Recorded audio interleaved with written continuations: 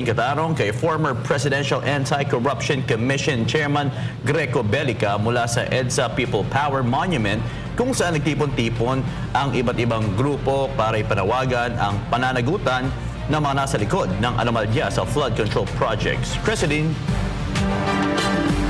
Sa nagpapatuloy na SMNI special coverage dito sa EDSA People Power Monument ay tuloy-tuloy nga ang pagdagsa ng mga tao dito para nga sa peace rally na inorganisa ng United People's Initiative. At sa pagkakataong ito ating makakapanayam ang dating Presidential Anti-Corruption Commission Chairperson si Greco Bellica. Sir, ano po ang inaasahan natin ngayon dito po sa gagawing peace rally dito po sa EDSA People Power Monument? Well, inaasahan natin ang dumagsa ang tao at around 4 o'clock. So, punta na ho kayo rito. Tayo ngayon ay mananalangin, magkakaisa, maninindigan para tumawag sa kapayapaan, transparency, accountability, and justice. At manawagan sa pamahalaan na panagutin ang mga nagkasala at ilabas, sagutin si Saldico. Dapat sagutin ng Pangulo at ni Speaker Romualdez ang mga paratang ni Saldico. Hindi ito pwede na denial, na hindi ko papansinin. He gave so many details that need to be answered. Sabi, isang pa sa korte, dadating tayo dyan. Pero ngayon, sagutin niyo po muna sa taong bayan dahil ang daming namatay, ang daming gamit na nasira, ang daming nawalang pera, ang daming naghihirap na tao.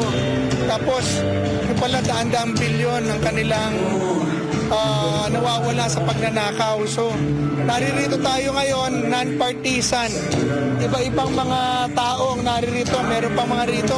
Nakita ko, hindi naman nakikialam dati sa politika. Pero ngayon, sumasama na sa protestang ito para mabilang at makiisa upang tutulan at panindigan laban sa korupsyon. So, punta na po kayo dito.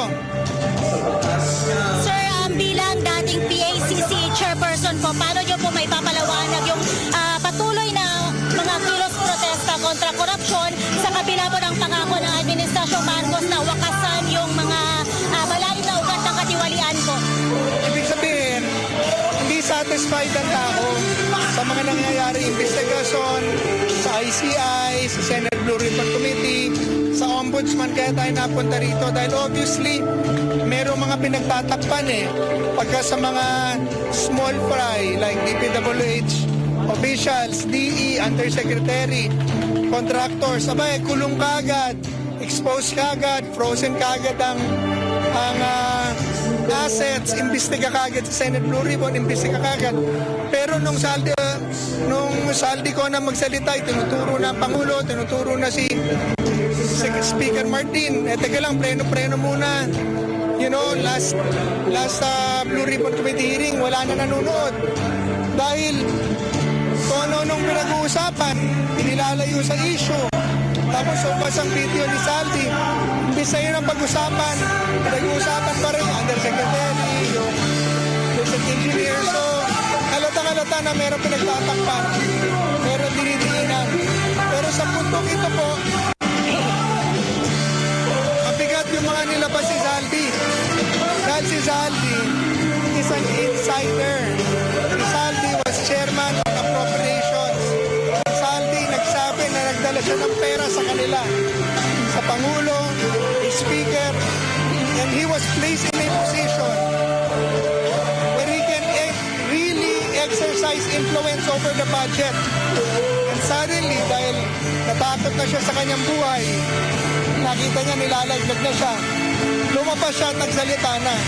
So that makes his statement very credible. Hindi naman niya sinabi mula siya kasalanan Inamin niya na parte siya So that makes it very credible. Makes him very credible. Kaya dapat sagutin po ng Pangulo ngayon. Sagutin ng Speaker ngayon. Detalye. Huwag yung hindi ko kailangan pansinin yan. Yung hindi totoo yan. Bakit nung naglabas si Mon Tulfo ng destabilization list or chismis list, kagad-agad sabi na Palasyo, paimbisigan sa FB. Nung magsalita si Saldico, ang sagot ng Palasyo, teka lang, kailangan isang pa niya sa korte yan, kailangan patunayan niya yan. So, nakita mo na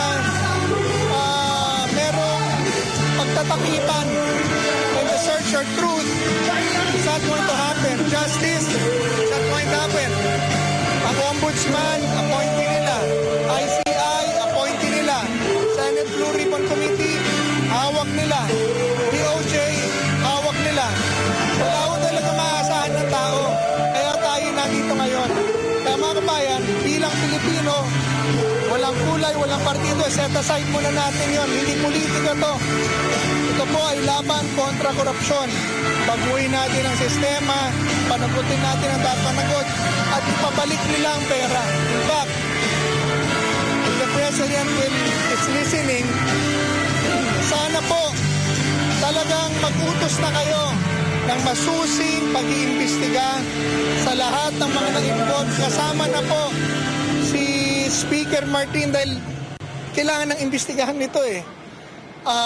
Pangalawa, sana po pag-utos nyo na sa lahat ng mga opisyal, congressman, contractors na nagdakaw sa flood control fund or scandal, ibalik na nila yung perang kanilang kinuha within 3 days. Otherwise, suffer the full weight of the law. And tayo po nananawagan sa Pangulo na kung gusto niya talaga ng kapayapaan, kaayusan, ngayon sa panahong ito, utusan niya po ang kanyang pamahalaan na tigilan ang panghaharas, pagkakaso sa mga nagpoprotesta at nagpapahayag ng kanilang damdamin at nagtitipon-tipon laban kontra korupsyon.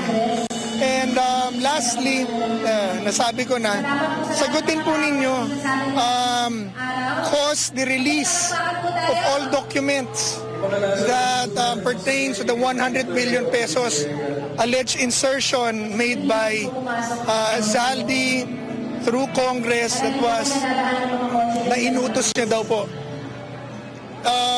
Cause the release of those documents para masiyasat ng taong bayan sa publiko, ng mga eksperto, ng mga abogado, ng mga fraud investigators, ng mga accountants, para makita ng tao ang katotohanan. Dahil yun po ang hinahanap ng tao rito, katotohanan, maparusahan ng may sala, maibalik ang mga ninakaw sa bagong sistema. Kumbaga sir, parang masasabi natin sir, kumbaga yung paglilinis ng gobyerno laban sa korupsyon ay may pagkiling o selective lamang? Oo, obvious na obvious po eh. Dahil gaya nga sinabi ko, pag kasi Montulfo lang, wala naman sa pwesto. Chismis list lang, wala naman there's no such thing as a destabilization list. Kahit magtanong ka sa kahit na anong administrasyon, wala naman destabilization list eh. Pero naglabas lang siya sa Facebook, may destabilization list, investigasyon kaagad. Puro nagpo-protesta yung mga taong iniimbestigahan nila doon eh. Puro mga kalaban. Pero nung ang itinuturo, Undersecretary, DPWH, DE, contractor, investigasyon kaagad. E may nung tinuturo na, Speaker Martin Romualdez, Bongbong Marcos, teka lang, pag-aralan natin mabuti. Mag-file ka muna ng kaso, patunayan mo muna. So, hindi patas. Kaya nandito ang tao ngayon, kaya nandun sa Luneta, ang INC, kaya nandito ang mga tao ngayon, INC, Evangelical, Muslim, Katoliko, ilaw, pula, green, halo-halo na, itim, walang kulay, walang Diyos, pupunta dito dahil sobra na talaga. Hindi tayo nakakita ng ganitong klaseng korupsyon ever. Yung pinakita ni Bryce Hernandez na perang nakapatong sa mesa, 500 million. Yung sinasabi ni Sandy ko, 25 billion daw napunta sa Pangulo dahil 25% ng 100 billion. 500 billion, 25 billion, edi times 50 nung nakita natin, ganun karami po yun. So kailangan pong sagutin yan. Give us, release the documents and allow the people and the experts, tao na, sabay-sabay, imbisigahan, tingnan kung ano talaga nangyari sa mga pondo niya. Sir, maraming salamat po sir sa iyong pagpapanak sa mga yan sa sir. Ate, mga kaibigan, punta na po kayo rito, White Plains EDSA. Sama-sama tayo. Bilang Pilipino, walang kulay. Isang lahi, isang Pilipino laban sa korupsyon. Yan nga mga